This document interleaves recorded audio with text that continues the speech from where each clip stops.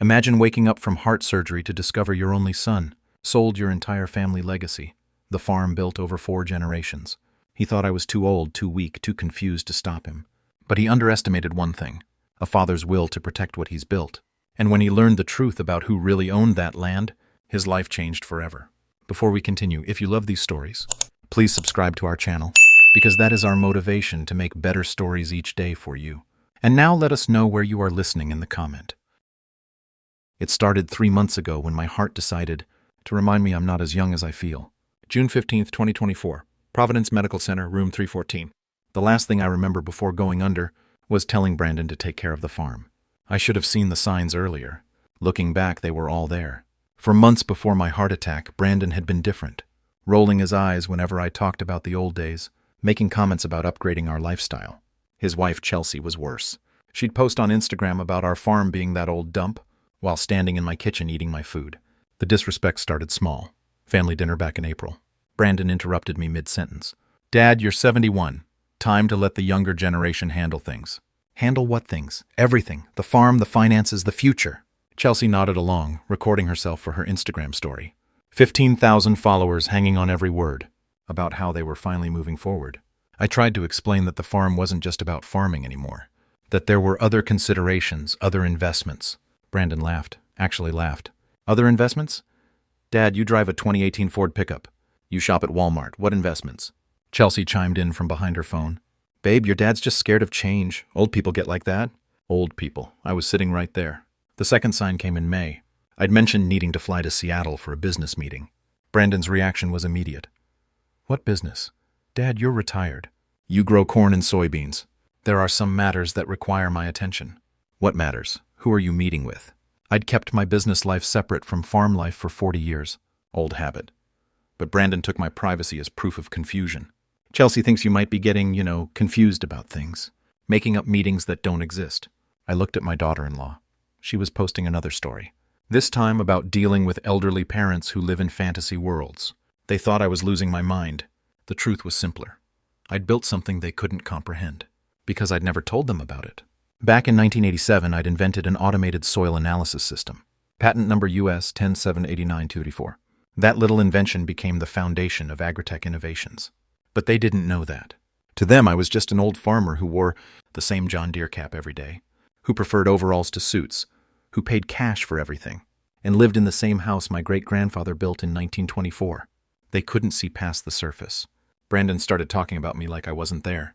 "Chelsea and I have been discussing Dad's situation. We think it's time for some changes." "What kind of changes?" "Power of attorney for when you can't make decisions anymore." "I can make decisions just fine." "Can you?" "Because yesterday you couldn't remember where you put your keys." "I'd put them in my locked office. The office where I kept my computers, my patent documents, and my direct line to Agritech headquarters. But I couldn't explain that without explaining everything else. So I just looked old and confused. Chelsea kept documenting it all.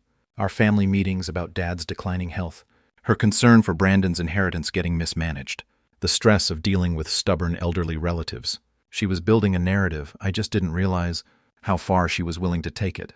The night before my heart attack, I overheard them in the kitchen. "The farm's worth at least $3 million, Brandon was saying. "Maybe more." "So why are we living like we're poor?" Chelsea's voice carried that edge it always had when talking about money.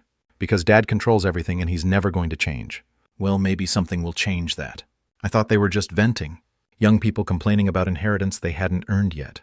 I had no idea they were planning to speed up the timeline. When I woke up from surgery on June 18th, Brandon was sitting beside my hospital bed with papers. "Dad, I need you to sign these." My vision was still blurry from the anesthesia. "What are they?" "Just insurance stuff. Medical power of attorney, in case something happens."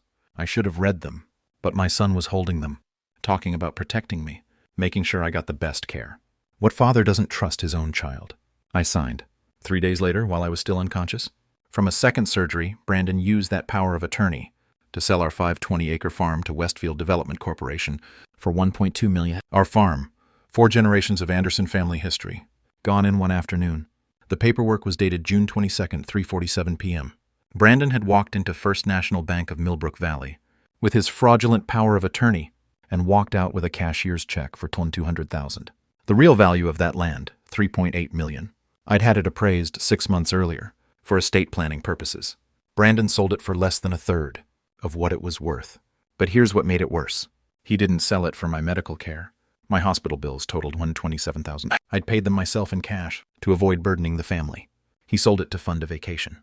By June 25th, Brandon and Chelsea were posting Instagram stories from the Maldives, the Four Seasons resort. $8,000 per night, swimming with dolphins, champagne breakfast, sunset dinners that cost more than most people make. Chelsea's post from their overwater villa had the caption, "Finally living the life we deserve. Sometimes you have to take control of your own destiny. Blessed millionaire mindset, living my best life." She tagged the location. She tagged the resort. She even tagged the bottle of champagne, Dom Perignon, 350. While I was learning to walk again in physical therapy, the math was simple. 6 weeks in the Maldives, first-class flights, 5-star accommodations, shopping sprees, Chelsea documented. They'd burned through $96,000 in a month and a half. But that wasn't the real loss. The real loss was trust. The real loss was watching my son celebrate, erasing his family's legacy while his father fought to survive. The real loss was knowing that if I'd actually died, he would have gotten away with it. I found out about the sale on September 12th. I'd been home from rehabilitation for 4 days. I was looking through the mail when I found a letter from Westfield Development Corporation. "Thank you for your recent land sale. Construction on Anderson Commons Shopping Center will begin October 1st. Anderson Commons. They were naming their shopping center after our family, the family whose farm they just erased. I called the bank. The sale was legitimate. Power of attorney properly executed, all signatures verified. I called Brandon. "Oh, that." His voice was casual, like he'd sold a used car instead of 4 generations. "Yeah, I handled that while you were sick. Figured it was time." "Time for what?" "Time to liquidate some assets. Dad, you nearly died. Someone had to be practical about our financial situation." Our financial situation, as if he'd been supporting me, instead of the other way around. "You sold the farm for $1.2 million. It's worth $3.8. According to who? Some county assessor?" "Dad, I got market value. Westfield Development doesn't overpay for anything." He was right about that. Westfield Development was notoriously cheap. They specialized in buying undervalued rural properties from desperate families. What Brandon didn't know was who owned Westfield Development. But that conversation would come later. For now, I just needed to understand the scope of what he'd done. "Where's the money, Brandon?" "Invested in our future. Chelsea and I made some moves while you were recovering. Moves like 6 weeks in the Maldives was an investment strategy." "I want to see the documentation." "Dad, you're still recovering. Let me handle the business side." That phrase, "let me handle things," the same phrase he'd used at dinner, the same phrase he'd used to justify taking control of my life while unconscious. He'd stolen from me, but more than that. He'd stolen my choice, my agency, my right to decide what happened to my own property. And he'd done it with a smile, calling it love. The stakes were clear now. This wasn't about money. It was about whether family meant anything, whether respect existed, whether a man who'd worked his entire life had any right to control his own legacy. Brandon thought he'd won. He had no idea what he'd started. I called him back the next day, September 13th, 2 p.m. "Brandon, we need to talk." "Dad, I'm at work. Can this wait?" He worked for Midwest Farm Supply, regional sales manager. $78,000 a year selling tractors to farmers who worked their land. "No, it can't wait. You sold my farm." Silence, then a sigh. "Our farm, and yes, I handled that situation." "You handled it? I didn't sign anything." "You signed the power of attorney for medical decisions, for financial decisions too." Chelsea found a lawyer who explained everything. When someone's incapacitated, family has to step up. Chelsea found a lawyer. Of course she did. I wasn't incapacitated, I was unconscious. Same thing legally. It wasn't the same thing, but Brandon had clearly prepared for this conversation. "You want to explain why you sold $3.8 million worth of land for 1.2? "Where are you getting 3.8, Dad? That's fantasy numbers." "County appraisal done 6 months ago." "County appraisals aren't market value." "Look, I know this is hard, but someone had to make the tough decisions." "Tough decisions?" He spoke like he'd saved the family from bankruptcy, instead of stealing from his father. "What tough decisions? I have no debt. The farm was profitable." "Profitable? Dad, you made maybe $40,000 last year on crop yields." $40,000. He thought that was my only income. "There are other considerations." "What other considerations?" "Dad, I've seen your finances. You live on Social Security and whatever the corn brings in.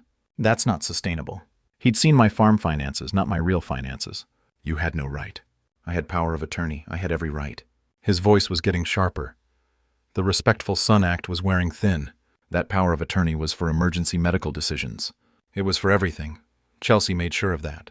There it was. Chelsea made sure. This wasn't Brandon's idea. This was a plan. "Let me ask you something, son. Did you read the contract before you signed it?" "What contract?" The sale contract with Westfield Development. Of course I read it. I'm not stupid. Good. Then you know who owns Westfield Development. Pause. Longer this time. Some development company. Does it matter? It matters to me. Why? I let the silence stretch. Let him wonder. Dad, you're being paranoid. This is exactly what I was worried about. You're not thinking clearly. Not thinking clearly? The same phrase Chelsea had used. The same phrase they'd probably practiced. I'm thinking very clearly, are you? Because you sound confused. Look, I know change is hard for old people. Old people.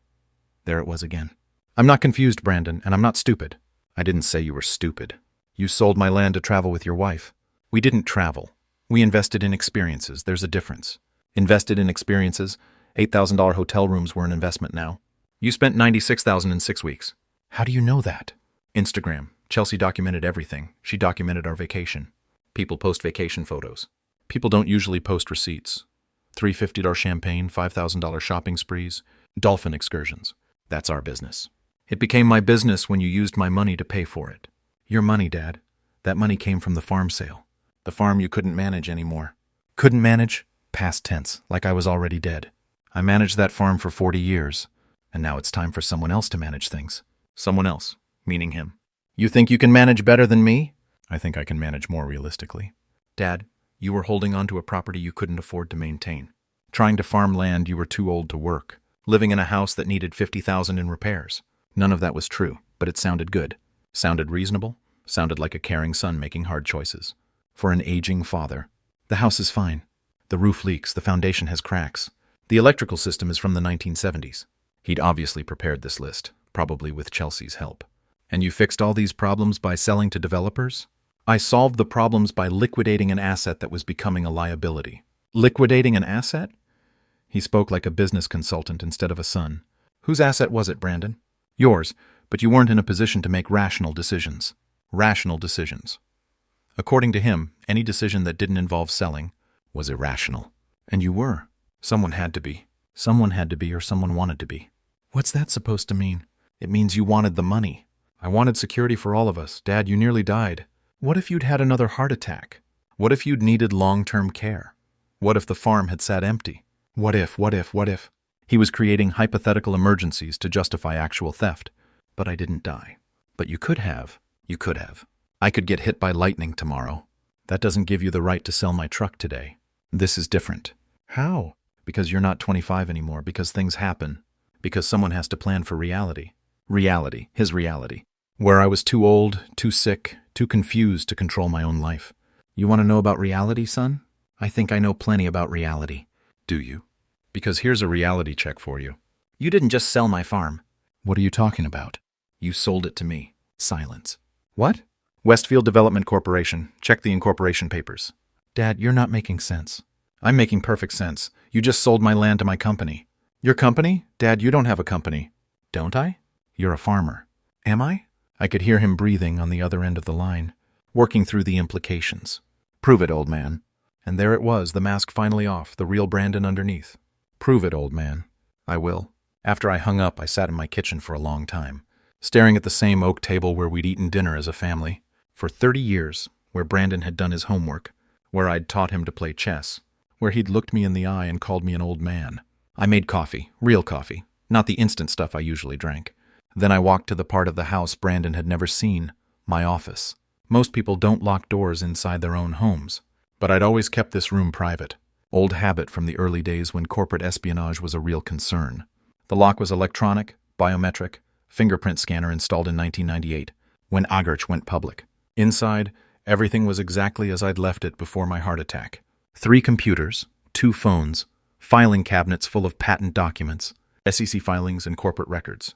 The walls covered with framed newspaper clippings I'd never shown anyone. Local farmer invents revolutionary soil sensor. Oregonian, March 15, 1987. Anderson's agricultural innovation secures military contract. Portland Business Journal, June 3, 1992. Agric Innovations IPO raises $340 million. Wall Street Journal, October 12, 1998. The Invisible Billionaire. Thomas Anderson's Quiet Empire. Forbes, March 8, 2019. 40 years of building something Brandon couldn't imagine, because I'd never told him about it. I'd wanted him to make his own way, build his own success, earn his own respect. Instead, he'd stolen mine. I picked up the secure phone, the one with a direct line to Seattle. Maggie, it's Tom. Margaret Williams had been my attorney for 26 years. Corporate law specialist. The woman who'd helped structure Agritech's expansion into 17 countries. Tom, how are you feeling? I heard about the surgery. I'm fine, but I need you to do something for me. Name it. I need you to reactivate my full authority at Agritech, and I need copies of all Westfield development paperwork. Pause. Westfield. Tom, that's one of our subsidiary companies. What do you need with Westfield paperwork? My son sold my farm to them. Your son sold your farm to us? He doesn't know it's us. Maggie laughed, actually laughed. Oh, this is good. What did he sell it for? 1.2 million? Jesus, Tom. That property is worth 4 million easy. What was he thinking? He was thinking his old man was too stupid to notice. And now he's about to learn who really owns Westfield Development Corporation. When do you want to do this? Soon, but I want it done right, public with witnesses. I love the way you think. What did you have in mind? Town Council meeting October 3rd. Westfield's supposed to present their development plans for Anderson Commons. Anderson Commons, they're naming the shopping center after our family. The irony is beautiful. What do you need from me? Everything. Incorporation documents, ownership structure, SEC filings, and I want you there. Wouldn't miss it, Tom. Yeah? He really called you an old man? Those were his exact words. Well, he's about to meet a very wealthy old man. After I hung up, I opened my laptop. Password protected, encrypted, connected to Agritech's private network. 847 active patents, 84 international offices, 2,400 employees. Current valuation, $485 million. All of it built from one invention, one soil sensor, that could analyze crop yields, mineral content, and moisture levels in real time. I'd spent 40 years turning that sensor into an empire. But I'd lived like a farmer because I was a farmer. The business was just business. The farm was home until Brandon sold it. Now the business was personal. I opened my email. 43 unread messages from the Seattle office. Board meeting requests, acquisition proposals, quarterly reports waiting for my approval. I'd been away for 3 months. The company had continued running without me, because that's how I'd built it. But my signature still mattered. My approval still carried weight. My 73% ownership stake still meant I controlled everything. Brandon thought he'd sold the farm to some random development company. He'd actually sold it to me, and he was about to find out what that meant. The town council meeting was scheduled for October 3rd, 7 p.m. at Millbrook Valley Community Center. I hadn't planned to attend, but then I got the call. Mr. Anderson, this is Sandra Mitchell from the town council. We understand your son sold your farm to Westfield Development. That's correct. Well, Westfield has requested to present their development plans at tonight's meeting for Anderson Common Shopping Center. We thought you might want to be there. I'll be there. Great. Oh, and Mr. Anderson, your son Brandon called. He said he'd be presenting on behalf of the family. On behalf of the family, of course he would. I arrived early, 7:15 p.m. The community center held 85 people when packed. Tonight it was about half full. Local farmers, business owners, town council members, the usual crowd for development presentations. Brandon was already there, front row, wearing his best suit. Navy blue probably cost him a month's salary. Chelsea beside him live streaming everything for her Instagram followers. Good evening, Millbrook Valley, she chirped into her phone. We're here at the town council meeting, where my husband is about to present some exciting news about our family's contribution to the community. Our family's contribution. She was spinning the sale as philanthropy. I took a seat in the back. Brandon didn't see me come in. Council Chairman Pete Morrison called the meeting to order. First item tonight is the Westfield Development presentation. Regarding the proposed Anderson Commons Shopping Center, Brandon Anderson will present on behalf of the family. Brandon stood up, confident, polished, ready to take credit for selling his father's legacy. Thank you, Chairman Morrison, council members, fellow citizens. He'd practiced this speech, probably with Chelsea coaching him. Tonight represents a new chapter for Millbrook Valley. A chapter where we embrace progress instead of clinging to the past. Clinging to the past. That was me he was talking about. For 4 generations, the Anderson family has farmed 520 acres on the east side of town. Good land, productive land. But farming alone isn't enough anymore. Farming alone isn't enough, according to who? My father, Tom Anderson, spent his life working that land. But at 71, after a serious heart attack, he recognized that it was time for change. He recognized like I'd made the decision myself. So we made the difficult choice to sell the property to Westfield Development Corporation, not for personal gain, but for community benefit. Not for personal gain, tell that to the Maldives resort. Anderson Commons will bring jobs to our town, retail opportunities, economic growth, a legacy that serves everyone instead of just one family. The crowd was nodding. It sounded good, progressive, forward-thinking. Chelsea was recording everything, whispering commentary to her phone.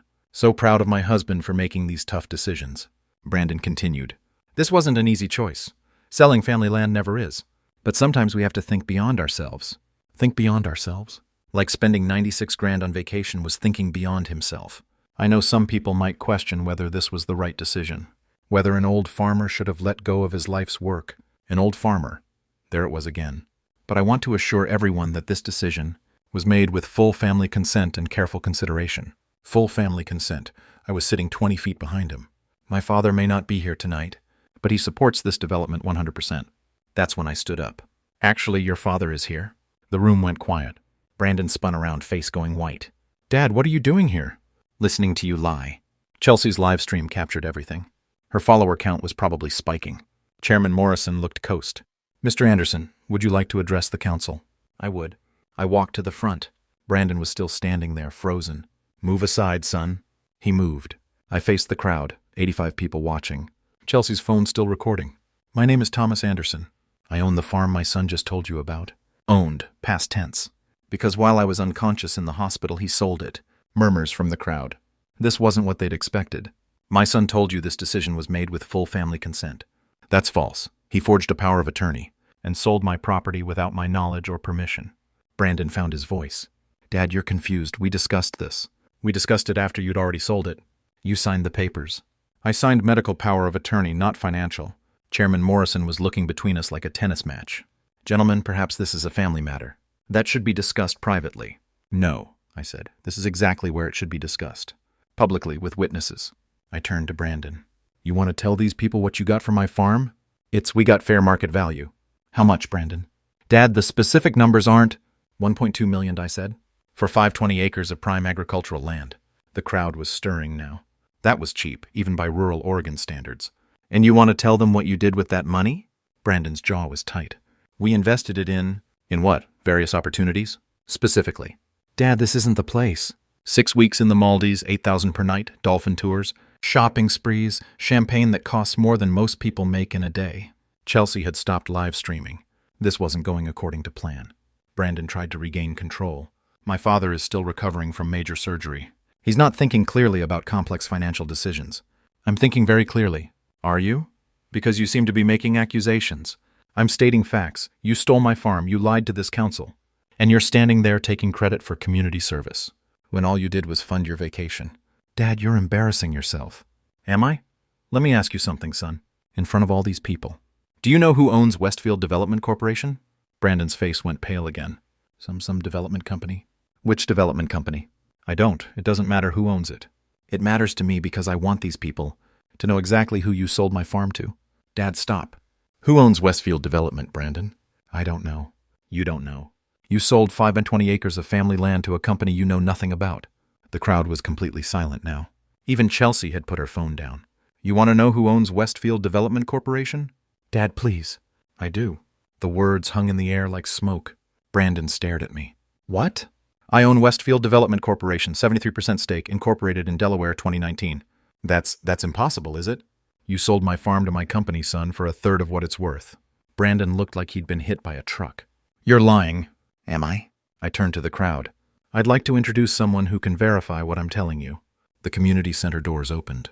Maggie Williams walked in carrying a briefcase. This is Margaret Williams, General Counsel for Agric Innovations. Maggie. She opened her briefcase, pulled out a stack of documents. Ladies and gentlemen, I have here the incorporation papers. For Westfield Development Corporation, subsidiary of Agritech Innovations, Thomas Anderson, majority shareholder. The room exploded in whispers. Brandon was still staring at me. You're a farmer. I'm a lot of things, son. But you drive a pickup truck. You shop at Walmart? Yes, I do. You live in the same house that my great-grandfather built? Yes. But how did a simple farmer build a $485 million technology company? His mouth opened. Nothing came out. That's a conversation for another time, Brandon. Right now, we have a more immediate problem. What problem? You committed fraud and you did it in front of 85 witnesses. The community center was dead silent. You could hear the fluorescent lights humming overhead. Brandon was standing there like a statue, still processing what I just said. Chelsea had gone completely white, clutching her phone like a lifeline. Chairman Morrison cleared his throat. Mr. Anderson, which Mr. Anderson should I be addressing? The one who actually owns the property, I said. Maggie stepped forward, documents in hand. Professional as always. 26 years of corporate law had taught her how to command a room. If I may, Chairman Morrison, I'd like to present some documentation for the record. She spread papers across the presentation table. These are the incorporation documents for Westfield Development Corporation, filed in Delaware on March 15, 2019. As you can see, Westfield is a wholly owned subsidiary of Agrich Innovations. Murmurs from the crowd. People were leaning forward trying to see the documents. And this, Maggie continued, is the shareholder registry for Agrich Innovations. Thomas Anderson holds 73% of all shares, making him the controlling owner of both companies. She looked up at Brandon, which means when you sold your father's farm to Westfield Development, you essentially sold it to your father. But that's, Brandon started, then stopped. That's impossible. Which part is impossible? I asked. That I own the companies, or that you sold to me? You're a farmer. I am a farmer. I'm also the founder and majority shareholder of Agrich Innovations, a company that develops agricultural technology for farmers worldwide. Maggie pulled out another document. Perhaps this will help clarify things. She held up a Forbes magazine, March 2019 issue, the cover story. The Invisible Billionaire, Thomas Anderson's Quiet Empire. She opened to the article, started reading. Thomas Anderson prefers overalls to Armani, pickup trucks to private jets, and small-town Oregon to Silicon Valley. But don't let the humble exterior fool you. This 71-year-old farmer has quietly built one of America's most successful agricultural technology companies. Brandon grabbed the magazine, stared at his father's picture on page 42. Current net worth, $485 million, Maggie continued. Built from a single patent for an automated soil analysis system, Agrich Innovations now operates in 17 countries and holds over 800 patents in agricultural technology. The crowd was buzzing now, people pulling out their phones, probably Googling Agrich Innovations. Chelsea found her voice. This is fake. You're making this up. Maggie smiled. Would you like to see the SEC filings, the tax records, the patent documents? She opened her briefcase wider. I brought everything, including the original patent, filed by Thomas Anderson in 1987. Patent number US 1789234, Automated Soil Analysis System. The same system, I added, that Agrich has been licensing to John Deere, KH, and New Holland for the past 15 years. Brandon was still staring at the Forbes article. But you drive a 2018 Ford pickup. It gets good gas mileage. You shop at Walmart. They have good prices. You live in a house from 1924. It's a good house. My great-grandfather built it to last. But why? That was the question I'd been expecting. The question that mattered more than the money, or the companies, or the patents. Because I'm a farmer, Brandon. That's what I've always been. The technology company exists to serve farmers, to make their lives easier, to help them grow better crops with less effort. I looked around the room. Most of these people were farmers. They understood. I didn't build Agritech to get rich. I built it to solve problems. When I invented that soil sensor in 1987, it was because I was tired of guessing about soil quality. I wanted data, real information. But $485 million, Chelsea whispered, is the result of helping farmers make better decisions for 37 years. Every patent, every product, every innovation was designed to make farming more efficient. Maggie pulled out another document. The company's mission statement, written by Thomas Anderson in 1987, to provide farmers with the technological tools they need to feed the world sustainably and profitably. I never changed that mission, I said. Never moved to Seattle. Never stopped farming. Never stopped living like a farmer. But the money goes back into research and development. 90% of Agritech's profits are reinvested in new agricultural innovations. Chairman Morrison was shaking his head. Mr. Anderson, with all due respect, why didn't anyone know about this? Because I didn't want them to know. The moment people find out you have money, they treat you differently. They stop seeing you as a farmer and start seeing you as a bank account. I looked at Brandon. Case in point. But Dad, if I'd known. If you'd known what? You would have treated me with respect? You would have valued my opinion? You would have asked permission before selling my property? I would have. You would have what, Brandon? Respected me, loved me, treated me like family? The room was quiet again. This was getting personal now. You called me an old man. You said I was too confused to make financial decisions. You sold my life's work to pay for your vacation. Dad, I didn't know. You didn't know because you never asked. You never listened. You assumed that because I wear overalls and drive a pickup truck, I must be poor and stupid. Chelsea was crying now, quietly but visibly. You want to know the real tragedy here? I continued. It's not that you sold the farm. It's not even that you stole from me. It's that you did it while thinking you were smarter than me. Brandon was looking at his shoes. Dad, I'm sorry. Are you? Are you sorry you stole from me? Or are you sorry you got caught? I'm sorry, I made a mistake. A mistake? Brandon, fraud isn't a mistake, it's a felony. That got his attention. Fraud? Maggie stepped forward again. Falsifying a power of attorney document is fraud in the first degree under Oregon law. Selling property without proper authorization is theft in the first degree. Both are Class B felonies. But I thought the lawyer said, "What lawyer?" Maggie asked. Brandon looked at Chelsea. She was still crying. "Some lawyer Chelsea found online. He said the power of attorney covered financial decisions." "Did you show him the actual document?" "I know, Chelsea handled that part." Maggie smiled, not a friendly smile. "Well, I've seen the actual document. It specifically limits authority to medical decisions only. Financial decisions require separate documentation. But the bank accepted it. The bank made an error. They've already been notified. They're conducting their own investigation." Chairman Morrison was looking overwhelmed. "So what happens now?" I looked at Brandon. "My son, the boy I taught to drive a tractor, the man who'd just stolen my life's work." "That depends on Brandon." "What do you mean?" "I mean he has some choices to make. He can cooperate with the legal process, make restitution, and try to rebuild some trust. Or he can continue pretending he's the victim here." "Dad, I never meant—" "You meant to sell my farm without my permission. You meant to take the money and spend it on yourself. You meant to lie to this town council about family consent. But I thought you were going to die, so that made it okay? I thought I was protecting our family's interests. By stealing from your family? By securing our financial future? Our financial future. Brandon, you work for Midwest Farm Supply. You make $78,000 a year. Before today, that was your entire connection to our financial future." The number hit him like a slap. He'd probably never told anyone his exact salary. "Now," I continued, "you're unemployed." "What?" "Agretch Innovations owns 31% of Midwest Farm Supply. As of today, your employment is terminated." "You can't do that." "I just did." Maggie pulled out her phone. "I sent the termination notice an hour ago." Brandon stared at her, then at me. "You're destroying my life." "I'm not destroying anything, son. I'm just revealing what you built." "What I built?" "A house of cards built on theft, lies, and disrespect. It was always going to fall down. I just chose when." The room was completely silent now. Even Chelsea had stopped crying. "So what happens next?" Brandon asked. "Next, you're going to learn what consequences look like." I turned to Chairman Morrison. "Before we continue, I'd like to make something clear, to the council and to everyone here." The room was still silent, waiting. "Westfield Development Corporation will not be building Anderson Commons Shopping Center." "What?" Chelsea's voice cracked. "The development is canceled, effective immediately." Brandon found his voice. "You can't do that. There are contracts, legal obligations." Maggie opened her briefcase again. "Actually, there are no legal obligations. The sale contract contains a standard 10-day review period.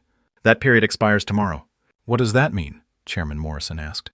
"It means Agritch Innovations is exercising its right to cancel the purchase agreement. But the money," Brandon started, "will be returned to Westfield Development Corporation, which means it goes back to Agritch, which means it goes back to me." I looked at Brandon. "The $1.2 million you spent on vacation, that's still your debt." His face went white again. "My debt?" "You sold property that wasn't yours to sell. You spent money that wasn't yours to spend. The law calls that conversion. Civil law calls it damages. But I don't have $1.2 million. I know, that's your problem." Chelsea was back to crying. "But we already spent it."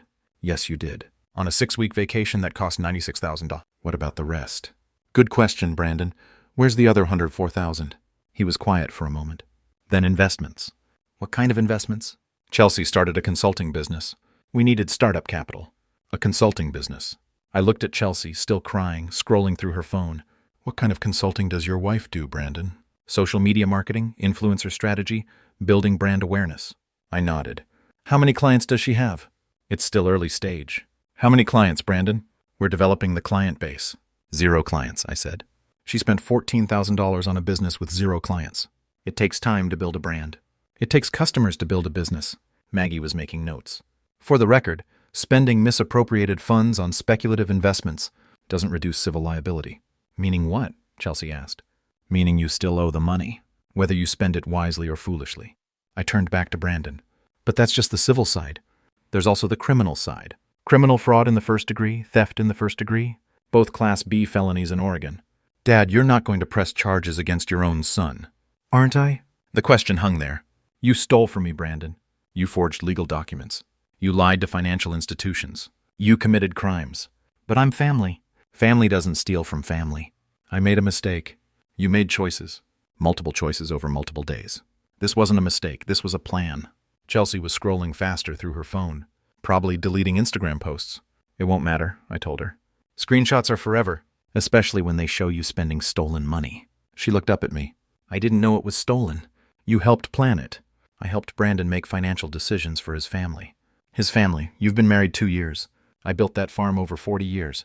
But Brandon said you couldn't manage it anymore. Brandon was wrong about a lot of things. I looked around the room. 85 people watching my family fall apart in public. This is what happens when greed meets stupidity. I said, when entitlement meets reality, when you underestimate the wrong person. Chairman Morrison cleared his throat.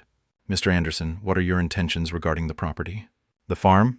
It's going back to farming, and the development plan's canceled. Westfield Development will restore the land to its original condition. What about the town's development needs?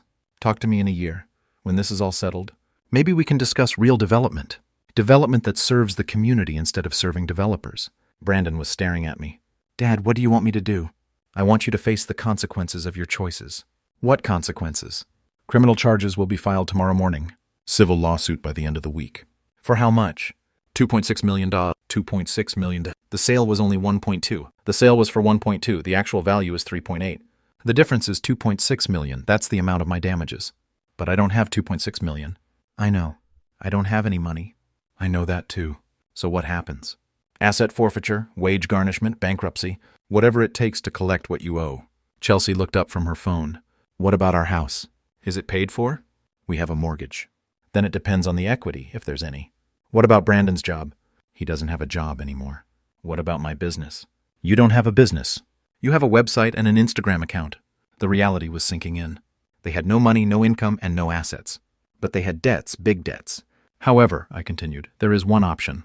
Brandon looked up, hope flickering. Full cooperation with the criminal investigation.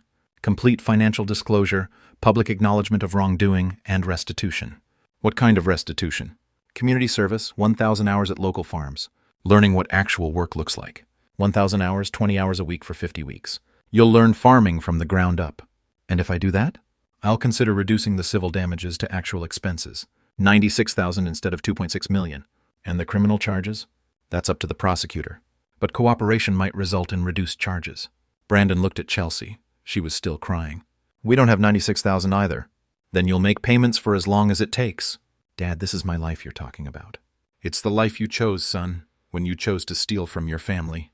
I turned to Chairman Morrison. I apologize for disrupting your meeting, but I wanted the community to understand what really happened here. No apology necessary, Mr. Anderson.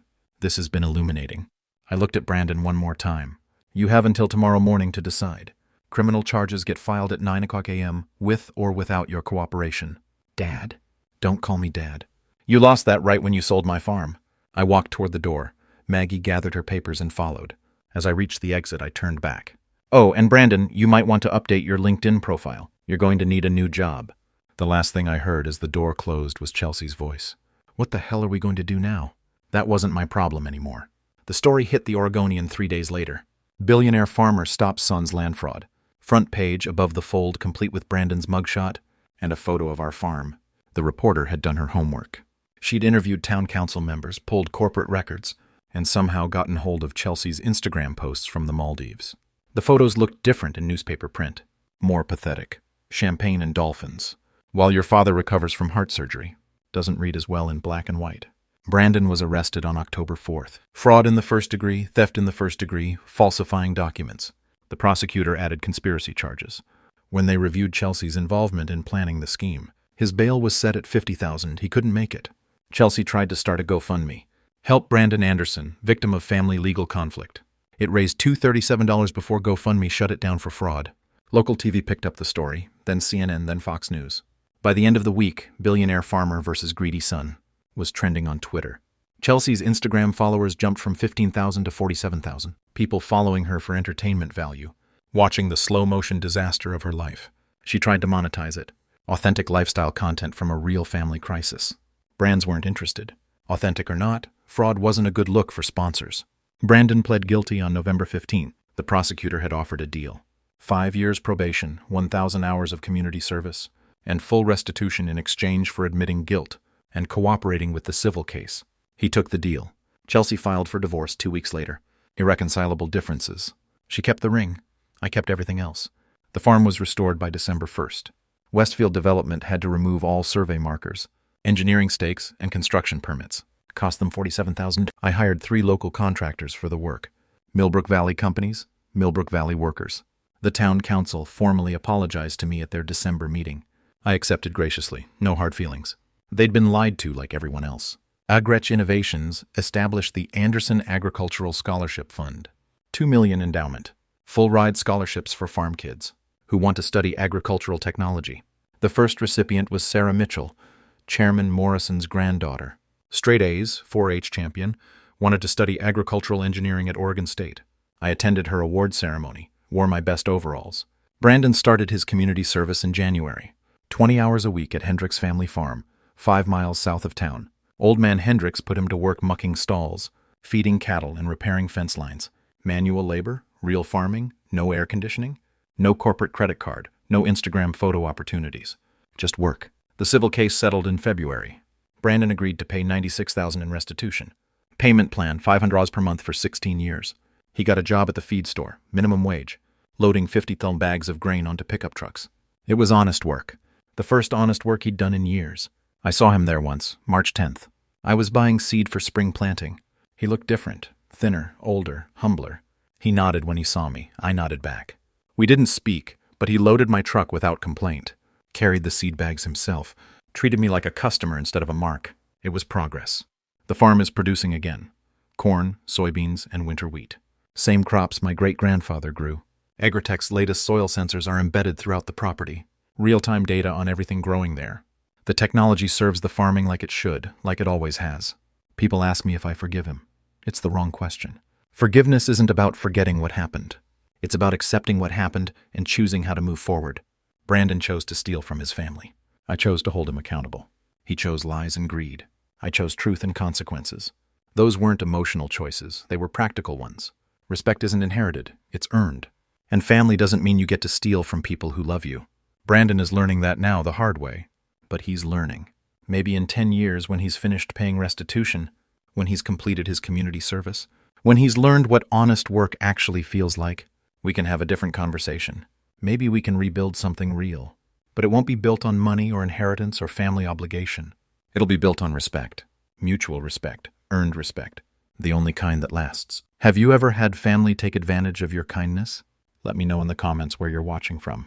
Sometimes the hardest lessons come from the people closest to us. Before saying goodbye, if this story touched your heart, please give it a like. And share it with someone who needs to hear this today.